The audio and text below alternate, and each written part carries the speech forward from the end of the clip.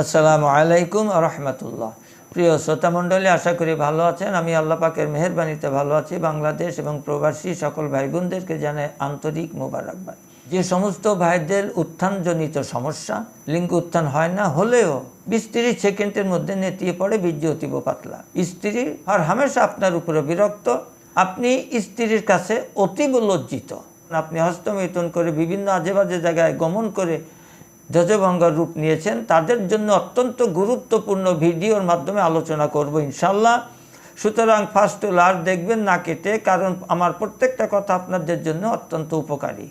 এবং আরেকটি কথা না বললেই নয়, যারা এখন আমার চ্যানেল সাবস্ক্রাইব করেন নাই, সাবস্ক্রাইব করে আমার পাশে থাকুন, যাতে করে অত্যন্ত গুরুত্বপূর্ণ ভিডিও নিয়ে আপনাদের সামনে উপস্থিত হতে পারি। এবং আজকে আপনাদেরকে একটা রেমেডি দিব, অত্যন্ত পাওয়ারফুল, ন্যাচারাল, পার্শ্ব প্রতিক্রিয়া মুক্ত, শতভাগ নিরাপদ ইনশাল্লাহ।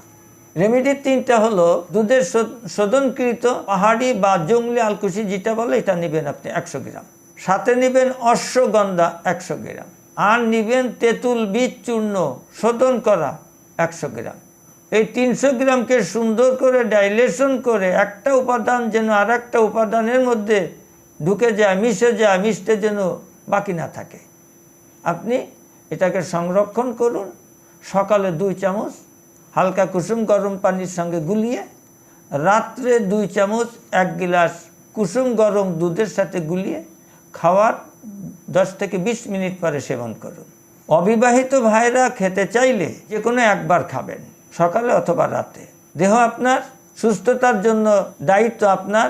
অ্যালকোহল জাতীয় খাবার, কীটনাশক, কেমিক্যালযুক্ত খাবার এড়িয়ে চলা যায়, ততই আপনার মঙ্গল, আপনার শরীর সুস্থ থাকবে ইনশাল্লাহ। সুতরাং আসুন, সুস্থতার জন্য আল্লাহর সাহায্য প্রার্থনা করি। আল্লাহ সেই তৌফিক যেন আমাদের সকলকে দান করে, আমিন।